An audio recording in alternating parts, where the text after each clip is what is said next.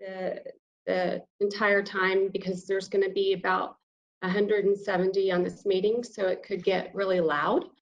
So thank you very much for that. My name is Kristen Harrison. I'm Director of Business Development for the Smith Group in Dallas. I also co-chair the Programs Committee for the North Texas chapter of Cornet, along with Melanie Daughtery, my amazing co-chair for the Programs Committee. And she's also going to be helping me moderate this panel today. So thank you again for being here. This is a very unique time that we're all living in.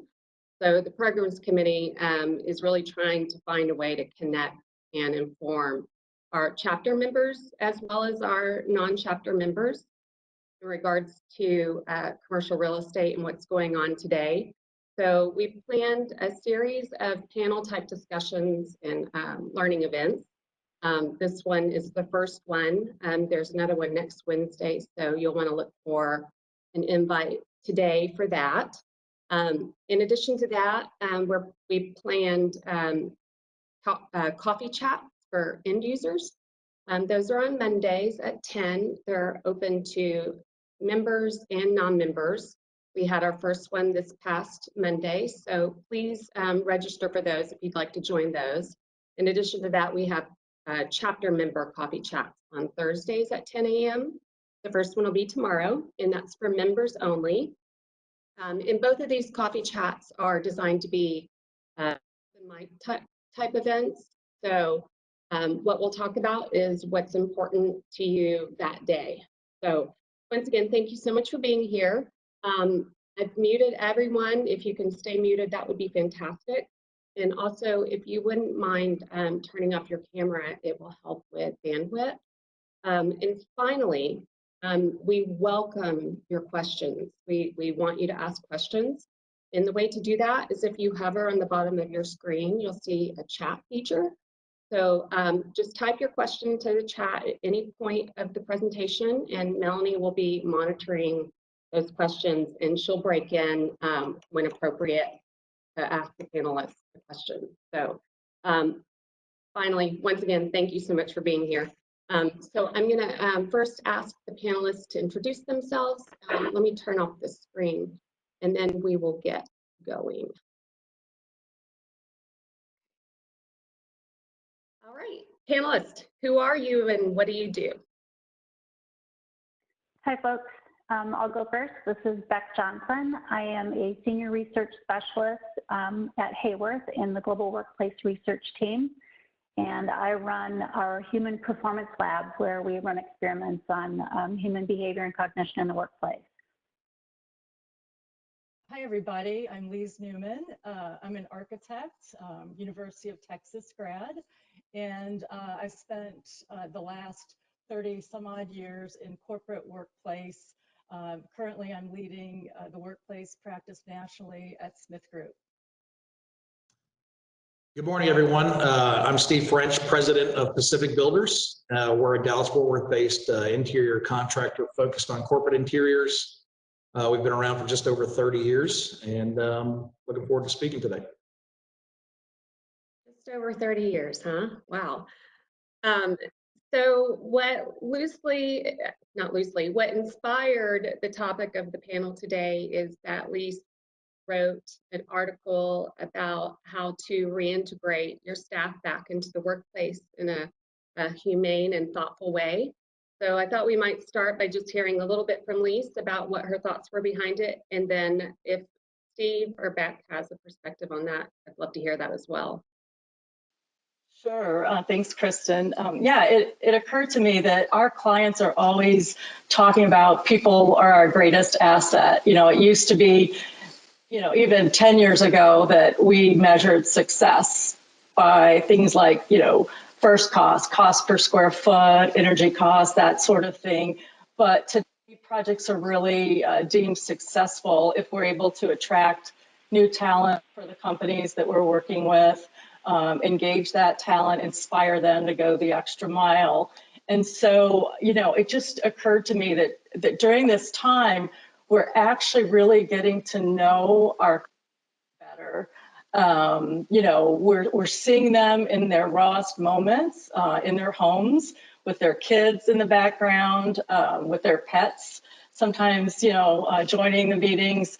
And so we're seeing them in a different light. And it's actually, I think, allowing us all to appreciate each other for the individuals that we are. You know, as managers, we're learning how to work with our employees and accept their emotions. You know, it's a different kind of time. We're having to lead by a different kind of example. And we're really learning how to have empathy in a different way. And so my hope is that when we all return to the workplace, that we keep first and foremost, you know, in mind that we're learning about our colleagues and we want to return to the workplace thinking of them in their full selves. So that was sort of the idea behind the article. You know, from my perspective, you know, one thing that really stood out is just the identification of concern for others. In reading the article, empathy as a big factor. Empathy is a big thing in this, and I think through, you know, what this has kind of taught us, it's taught us to connect a little bit differently. Part of that, you know, is through a lot of phone calls. In fact, I was on a call yesterday, and there was a speaker from Verizon that had indicated that they have 800 million calls per day on average right now, which is double their highest amount of calls per day, which is Mother's Day. And they said phone calls are lasting 33% longer. So I think there is this little bit of personal connection that's going along with business as well. So there is a sense of reconnecting on an individual personal basis more than you've probably had in the workforce in the past. Right, and I think I would mirror those sentiments in that since I've started working at Hayworth, it's been almost 5 years, looking at the employee, the whole employee, right? Knowing that whatever happens in our personal lives, we end up bringing that to the workplace anyways. And so with all these sort of barriers that have been broken in terms of being able to see your colleagues in a more personal light, I think it's also a positive effect. That's great, thank you. And by the way, everyone, we're getting your messages. Thank you so much. We lost Beck's video, and I texted Lise about the sound, so we'll try to figure that out. Please keep your chats coming in. Thank you so much. So, See me now? yeah, thank you. For any Texan on call, you know that the governor came out on Monday with his plan to slowly open Texas. So for me, it made it a little more real that this might actually happen soon. So I really want to hear from the three of you. I'm sure all three of you are involved in your own internal plans to get your offices back open. And I find it extremely interesting that, you know, that comes from Hayworth, which is very, very global. Smith Group is very national with a office in China, and then Pacific Builders is mostly local. So from three different perspectives, I would like to see if maybe the needs are the same or what synergy there is between the needs. So can you guys share with us any internal plans you have? Sorry about that. Yeah, at Smith Group, as Kristen said, you know, we've got 14 offices across the country, and we're working with our leadership now to really figure out the best way to recognize the differences, not only in the timing, but the different needs of our staff. You know, for example, in urban areas, public transportation is a big issue. And so even if the office were open, the staff couldn't get there because there's not a safe way. All of our staff have childcare issues. And so we're looking at all of those factors and looking at actually a three-phase kind of return to the office. You know, the first phase might have about 30% of our population able to return, and then, you know, maybe 50% up until hopefully finally everyone can return. And as far as for Pacific Builders, because we are essential, we've been operating. And I would say, fortunately enough for us, We opened a new office a year ago, and in doing so, we kind of changed the work environment, which created. We went from closed door office to open an open office setup. The fortunate factor is when we do come back, the desks are large enough, the spacing's large enough. Our closest proximity between people would be leaning in at 6 feet. So we're well set there. In most cases, it's 10 feet and 12 feet distancing. However, when we did make the move, we had created the ability to kind of work remotely anyway. From when we had closed door offices, you lost that sense of privacy, you lost that sense of concentration to where we started considering the idea of working remote, to be able to set up things like, just the privacy aspect. Hey, work from home on Monday, work from home on Friday, whatever the case is. So making this transition out of urgency worked pretty well.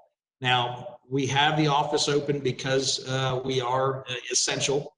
And there are people on occasion. At the moment right now, I'm the only one at the office. There's usually a couple people here at any given time. So our is going to be very lightly. A lot of it's going to be dictated based on what the building does. Our building is actually on lockdown. You can only access it by access card if you're a tenant. And so we want to kind of follow their protocol and make sure they've got procedures in place for additional cleaning, considerations for the restroom. I had heard talk as far as coming from the parking garage, there's going to be a one-way entrance and another way out. So we're going to follow their lead a little bit as far as our timing, but what we look for is over the course of the month of May and by June 1st to be fully back at the office. From Hayward's perspective, I'm a social scientist, so I rely on my colleagues that are designers and facilities managers to make some of those more tactical kinds of decisions. And I've noticed just being a member of Hayward that one of the things that I appreciate, because we are a global organization, is appreciating the complexity of what returning to work is going to look like based on where you are in the world. And like you've already said, it's going to need to be on like a case-by-case basis based on the location and people's needs. Our role at Hayworth has been to look at a return to workplace program that we can use to leverage with clients. And first and foremost, it's about securing people's physical safety. And so I appreciate all those folks that are in facilities and design that understand all of those little things that need to happen in terms of density, cleaning protocols, providing additional hand washing stations, rotating staff through buildings, the one way in, one way out sort of a notion. All of that I think is going to be, it's going to take time for people to adjust and to get used to that. And a part of that is is clear communication, right? Letting your people know that their health and safety is your top concern, and these are the ways that you're trying to address it.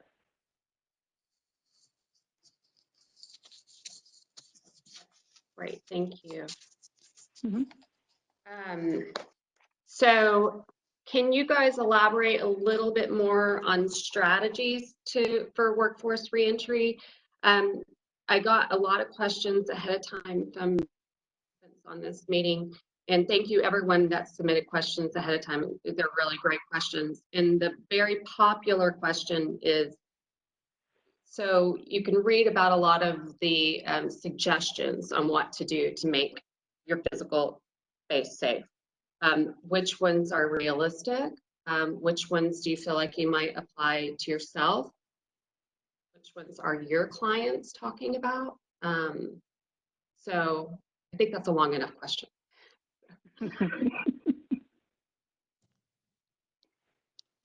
Please do. I can respond to that real quickly. Just in terms of what our group has been engaging with clients on, got a little bit of a digest of just what we've been working with last week. And it sounds like people and organizations are still at that very early stage, wanting to make sure that they've got all the right things in place, and which is necessary. But yeah, in terms of strategy, it sounds like it's a case-by-case sort of a thing, depending on the organization. And we've been developing a specific tool to help our clients return to the office, and we're our own guinea pig, so we're testing it out on ourselves right now, and it's got 4 pieces to it, 4 buckets, if you will. The first bucket is really just like we would start any project with any client, the discovery process, understanding what is the problem, the right problem that we're trying to solve in bringing people back to the office. So in that first bucket, we have how do you convene the right team within your organization to be part of the decision-making process? And then secondly, tapping in. So the other part of that is just like we would give, we have a workplace performance survey to start any project. We're asking our own employees. We've distributed a survey yesterday. This morning, we already have 72% response. People are really excited about telling us what are they afraid about, what are their personal challenges, what are they looking forward to in coming back to work, and then establishing a timeline in that first bucket. And then in the second category, it's the physical space. I'm sure we'll talk about that in a little more detail, but it's coming up with, for each of our offices, what are we going to do to modify to respect the 6-foot guidelines? What do we need to do to, sanitize and change the HVAC, and simple things like bringing in humidification in a portable way for now to reduce how far transmission of droplets can go, things like that. The third bucket is around policy, crafting the policies that employees are going to need. It's going to be a new world, and we're going to need new etiquette, HR, legal, all of these sorts of things without getting too in the weeds. There's a lot to consider that we'll want to have ready to go for employees to come back. And then lastly, fourth bucket is around managing change and the transition. And so we're planning on having virtual workshops for our employees before they actually return to the office, to share a lot of information, but also to give them that chance to, tell us further what they're concerned about once they do hear the plans. So can you give us a little bit of a preview to the results? Were they all over the board from the employees, or did they fit into some clear buckets?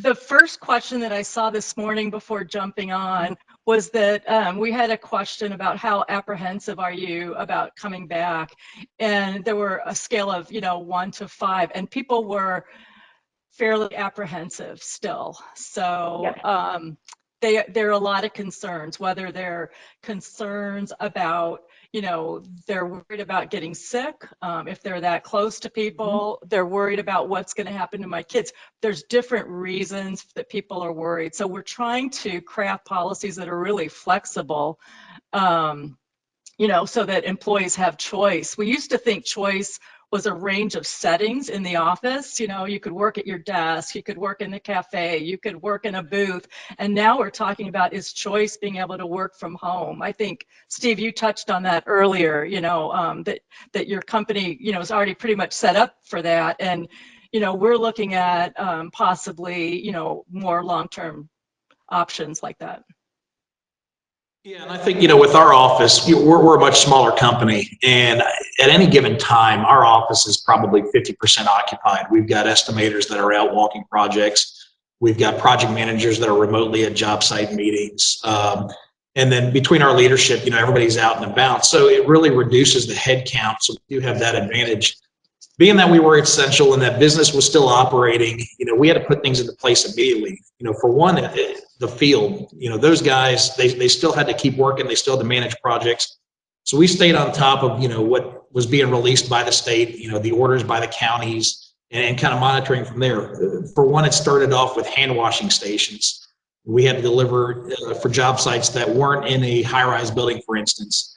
Might have been a standalone tilt wall building. We had to bring out additional hand washing stations, more toilets, and start looking at things where you would generally have crews working side by side, splitting them up. So it was adapting change along the way. Along with that, trying to get the soap. Everybody was ordering the soap. We went through the idea of, it's just like finding toilet paper. It was a challenge to get it.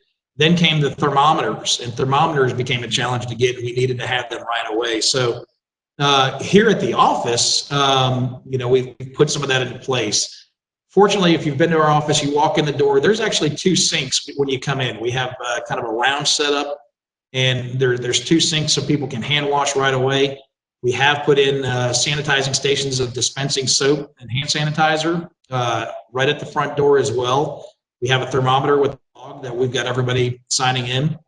I can see I've been coming up here a couple days, so there's not a lot of traffic here. But logging in our temperatures every day. We're requiring everybody to check them before they leave the house, as we're doing on the job sites as well. So we've been putting things into effect. I really think what Smith Group is doing. There's a lot more protocol as a there's a lot of things that we're going to continue to put into place, and there is a sense of making sure that everybody's comfortable in this work environment. So it kind of sounds like that what you're doing on a construction site might be a good start to the office as well.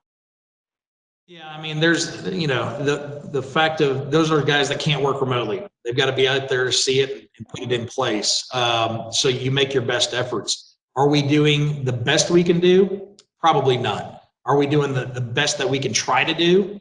I believe so. And because these are adapting on the fly. The state puts out the protocol, and everybody has to react to it quickly. So these go into effect immediately. So we're making those best efforts. We're improving on those as we go.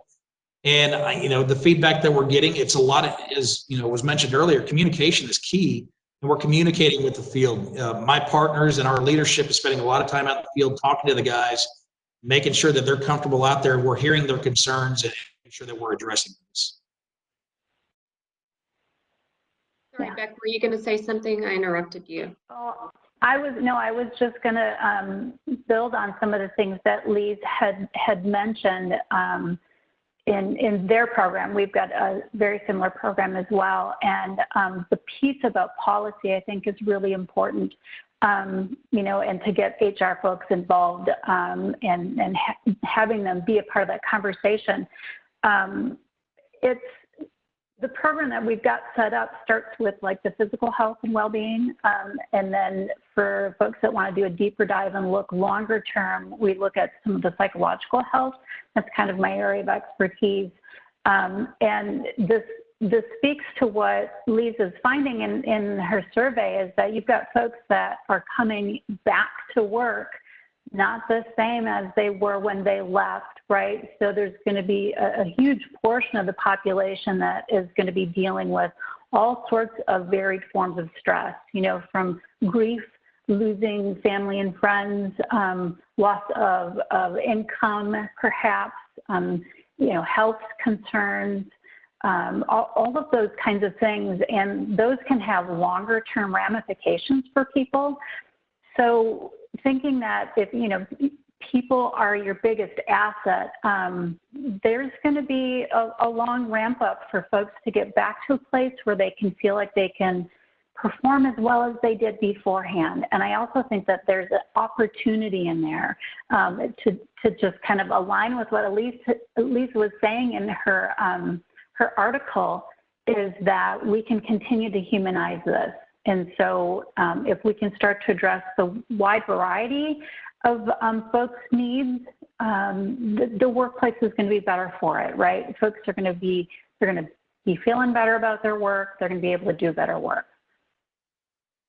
That's great. I was going to ask Melanie, have you had any questions come in from the audience? Yeah, we've had a few questions come in. I think it's a lot of what y'all are thinking in Texas about dates of reopening. When will it be socially acceptable to start having meetings with those people outside of our organization? And will there be a stigma still about working from home after all of this COVID-19? Good question. Leading off, we've kind of addressed what we're going to do for staff meetings. We had a remote Zoom meeting, and actually it went great, and we kind of enjoyed the way it went. It is nice to have everybody here, but I think everybody kind of enjoyed the change a little bit. How long we can keep up with that, but to the question of people outside the organization, for those of us that are in the business development side of things, that's us going to them. And the question is going to be, do they want, to interface with us? And I think everybody's kind of got mixed reviews on that. Once again, it's been a lot of time spent talking on the phone with people. And so you're still making those connection points, but people coming in to meet with us, I think that becomes a policy of kind of going back to, as Liz was saying, in regards to evaluating what the feel of the company is and the personnel. How do our people feel about that? We'll have to evaluate that and see if they're comfortable in doing so. Our meetings are running very well remotely. We've got a lot of our clients that are calling in on things and doing Zoom meetings.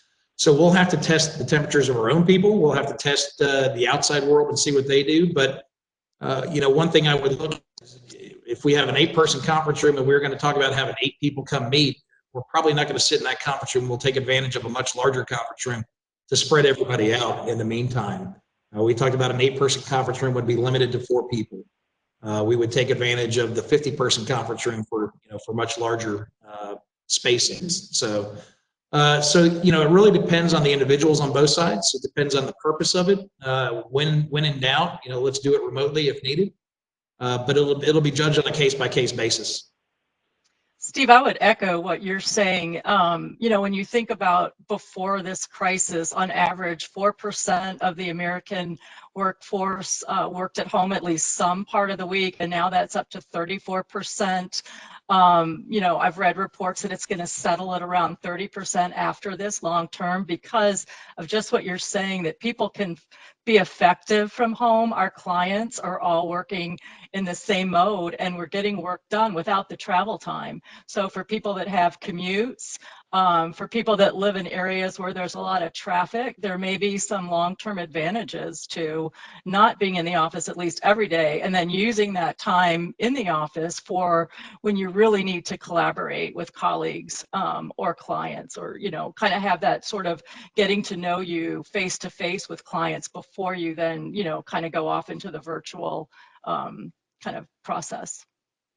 Right. To build on what Liz is talking about in terms of collaboration and working with other people, I mean, we know that as humans, we function better when we have immediate access to all sorts of cues about what's going on with other people, nonverbal cues and those sorts of things. And technology just can't quite mimic that yet. I mean, the video chat is a good proxy, but we're finding that people are getting burnt out. It takes a lot more effort to pay attention to those kinds of cues when you're not physically in the same space. So I'm wondering what sorts of workplace activities are going to be prioritized over other ones.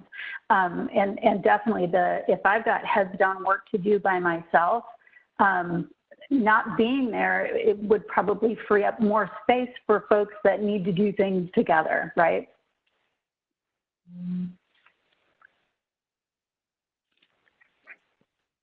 Yes. So along those lines, buildings play a significant role in minimizing risk. So I think someone brought up policies and protocols. What would be your advice to making a building safe these days? I would assume some things are going to have to change. Just talking about our building in particular, or working in other buildings, not necessarily from a design standpoint, because I won't speak to that level, but fortunately for us, we're on the first floor, so our access is pretty immediate. Come right in the door. I question what happens with elevators at this point, and hearing different things about, okay, you're basically going to have a 6-foot waiting line to board an elevator that might usually hold 8 people is going to hold 4 people. Even still, when you get inside that elevator, you're within 6 feet easily of those people. I would say that the destination elevators are going to help in that manner, because you're not going to get on a crowded elevator hitting a bunch of floors. You're going to go more direct. So the buildings that have those would probably limit the amount of people in there, and you might see spacing of how many people get on the elevator and waiting for an elevator, jumping in until some of this passes. So, outside of that, you start talking about the air filtration systems and, introducing more fresh air into buildings and not recycling the air as much. There's a lot of questions there, but a lot of that goes back to the ownership of these buildings, the conversations to have with them and the engineers that are working in them, what's available for there. New buildings coming forward can obviously afford the idea of design, but some of these existing buildings that may not have it. There's a major play that goes into that design. The other thing too is talking about one way in, one way out. As I heard from our building, it's coming from the parking garage, a one way in and a one way out on the doors coming in from the atrium. But there's a lot of ideas that are probably still out there that not everybody's thinking about. When it comes even to buildings that have food service here, what happens with that? That's another step that goes along with it. So we've got a cafe. We were kind of looking at the ideas of when we start having staff meetings in person again, instead of a buffet style, it's individually packaged meals. So lots to think about. Yeah. Oh, go ahead, Beck. No, I was just nodding. I was thinking that I wonder if a lot of what Steve is talking about sounds to me like efficiency, right? So if you can't use the full capacity of an elevator, then you're going to have people waiting. And part of me, it kind of longs for maybe we all need to just slow down a little bit. I was just saying, maybe we need to adjust our expectations a little bit. But anyways, go ahead. Yeah, I was just going to add too, some of the specific things that we're seeing. We're going to be eliminating our drinking fountains and only having refillable water stations. We're going to be adding the foot push at all the bathroom and stairwell doorways so that people aren't continuously touching those. We're adjusting the water flow in the bathrooms to run for 20 seconds. So there's some changes like that, as well as even if we can't control the building HVAC, we are introducing about $250 a pop, these humidifiers to get it to 40% to reduce the transmission of the virus if someone were to cough and have it. I'm so glad that there's smart people like you figuring all this stuff out. So when I show up to work, I don't have to worry about it, honestly. I do know that we had a conversation with some of our design folks last week about literally talking about the angle of a sneeze. And if you were to put up partitions, how high would those partitions need to be? So again, grateful for all of the folks that know all those sorts of things. Yeah, and I think the thing to keep in mind, we're going to be going back to this different world, but how do we keep it human? How do we, I don't want to come into and have all these red X's on the chairs. I mean, that's a little scary, right? So, we have to think through, it's got to be experientially as normal as we can possibly make it for our teams to return. Wholeheartedly agree. It sounds like that we on this call are not me, y'all are thinking about that. That's something that you're thinking about, how to bring people back without the red X's. Yeah, and I think everybody's thinking about it. Everybody's got questions. I think the things that are going to get put in place are going to last for a while. I don't think it's all going to be as mandated later on. For instance, if you choose to have masks, I don't think masks will be a permanent thing. Once we see that this virus has kind of dissipated and gone away for a while, it may be something that comes up seasonally, but I don't see masks being a full-time in the workplace consideration. Now, it might be in public, very crowded markets or things like that. But I think some of this may dissipate in time as people feel safer that they're not going to contract anything.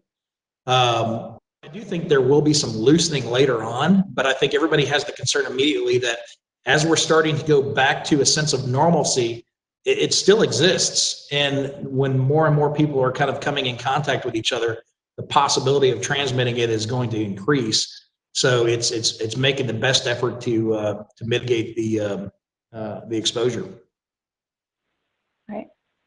A great way to look at it. Yeah, Steve, are you going to be checking the temperature of outsiders that come into your office at all? That was a question. I would say that would be a good one for everyone.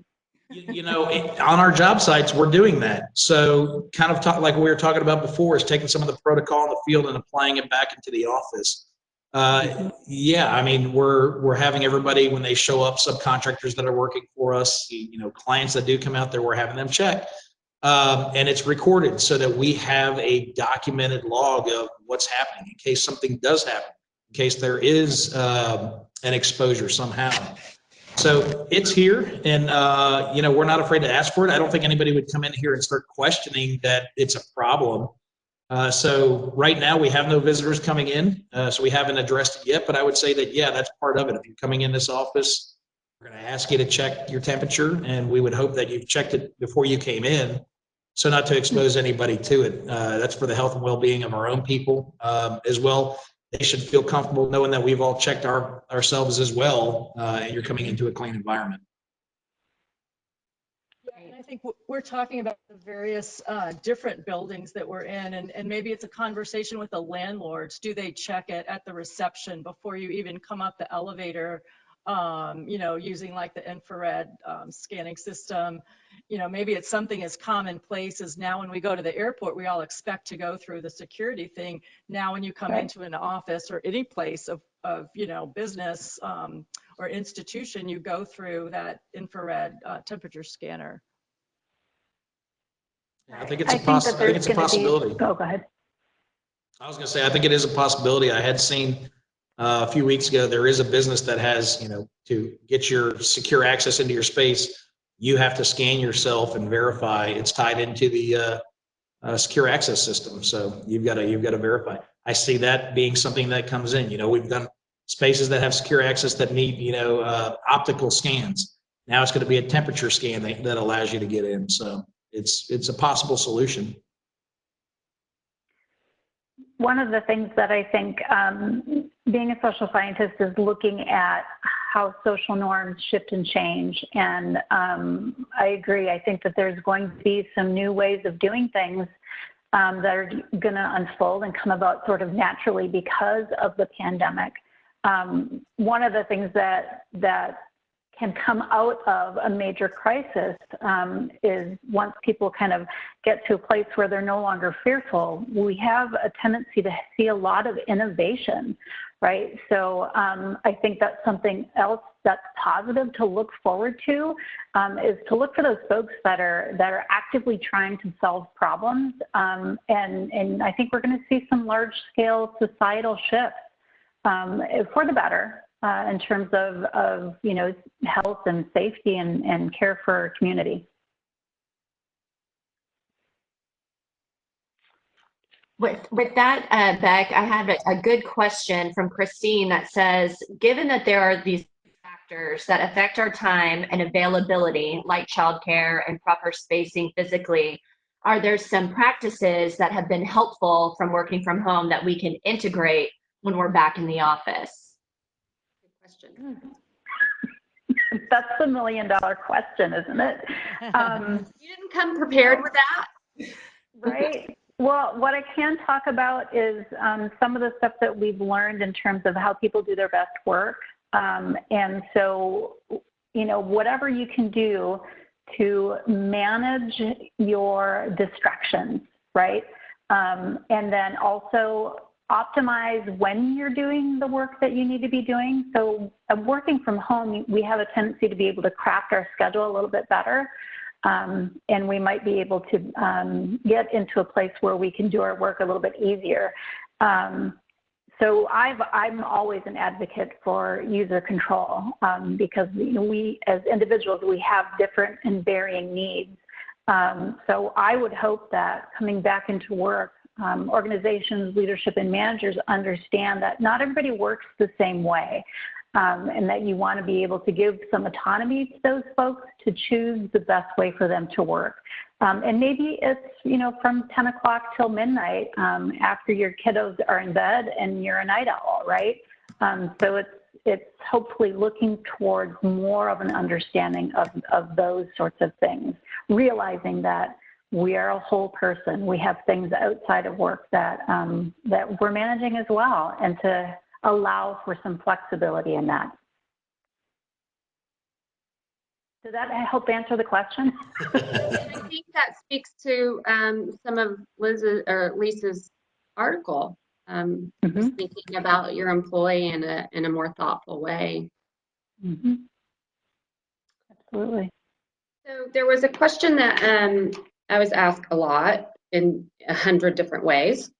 How do you plan for a 6-foot office if capacity is maxed out? And you might not be able to answer this in 3 minutes, but since I was asked so much, I would love, at least maybe you start and then Beck and then Steve. Sure. Yeah, we're looking at that right now, and that's the second bucket of our process. And so what we have done is overlaid our plan. First, we determined where the pinch points or problems were in the main circulation, the main public spaces within our office space, and then actually use the 6-foot circle to reallocate seating in the office. We're also going to be just like you might have in your grocery store, aisles, because our aisles are only 5 feet wide. We're removing people from sitting next to the aisle in that first workstation, but we're also going to be having one-way aisles with little pull-offs so that you don't have to pass someone in the office. So because we have this calculator to kind of help figure out how many people will be in each office at each day or time, we're going to use that within the total number of available seats, and then just start working on the program as to how do we manage who's actually in the office, because that's a whole nother issue. Yep. If it's 30%, 40%, well, who are those, and how do we have a process that's equitable so that people aren't, angry, well, I can't come in today and you can, so why is that? So there's a lot to figure out. But for the physical space, it's a very basic space planning kind of exercise. I think just based on conversations I've had with multiple people, if you've got a benching space, does that benching space turn into, more cubicle space? Or do you go into, hey, if things have been working great for working remotely, do you have staggered work times? You got a Monday, Wednesday, Friday crew and a Tuesday, Thursday crew. If your business allows for it, maybe you've got a morning crew and an afternoon crew. There is the idea that remote seating where you're not assigned to a desk can obviously lend to a clean desk at the end of the day, which allows the building to sanitize and clean stations more effectively. It depends on the business. It depends on what they're capable of doing, the hours that they can provide, and the ability to work remotely. But you have to wonder about businesses that have recently just built their space, just bought new benching furniture. Do they want to go through the expense of providing all new furniture, or can they restructure that? Fortunately, in our case, like I said, within the last year, we bought new furniture, and we have space. And like I said, in the worst case scenario, leaning in across the desk to the next person, we would actually hit 6 feet, but generally it's sitting at 8 feet apart and deeper. But every business is going to operate a little bit different. It's what sort of flexibility are they going to have to provide that space? And then you start getting to the idea. Cushman Wakefield put out an article early on about, that 6-foot spacing, talking about walkways. It's, you're going to walk this direction around a desk, and this is your exit direction inside the office. Some offices, will allow for that. Some may be tighter depending on the constrictions of that office that's there. So, I see a lot of our business, in an up market, we're expanding, we're growing spaces. In a down market, we're contracting spaces. I can see what we're going to jump into in the near future is modification of space, retrofitting what's there and not necessarily downsizing space. They might reduce their head counts because of dual shifting, but they have to expand on that spacing idea. So, every case is going to be different, and every group is going to operate in a different function. It's a matter of communicating those needs of those companies and understanding what their employees feel is best. Yeah, absolutely. That's in our program as well, is looking at the organizational culture and taking all of those particular kinds of qualities and characteristics that that need to be a part of moving forward, looking at a floor plate overall and moving all the way down to the work point. So taking a space, reallocating space for different purposes, benching, for example, removing some of the chairs so that there's more spacing, putting up panels in areas where they didn't have panels before. So same sorts of things, absolutely. Modification and retrofitting is something that we're talking about heavily right now. Yeah, I bet. Well, so this is the end. Melanie, thank you for driving the ship with me. Thank you all of the panelists, especially thank you to everyone that joined. I thought it was really interesting information. I took a photo of the questions, so if we didn't answer it, there's a few that we didn't get to. So I'll get the panelists to give their thoughts and I'll send them out. I am recording this, so I'll get a link shortly, and if you would like a copy, I'm more than happy to email it to you. And then I'm pretty sure it'll probably go up on the Cornet Global website as well. So remember, we're doing these weekly. There's one next Wednesday at 9:30, so look for an invite to that. If you're an end user, please join the coffee chat on Monday. If you're a chapter member, join on Thursday. So thank you, everyone. Thank you, panelists. Thank you. Thanks for having us.